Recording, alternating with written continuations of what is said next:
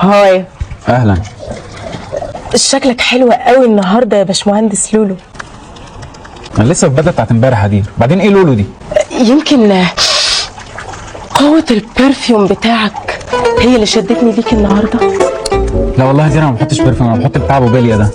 يمكن قوة شخصيتك اللي شداني ليك النهارده. قوة شخصيتي؟ هدير انا لسه يوسف معزقني قدامك حالا.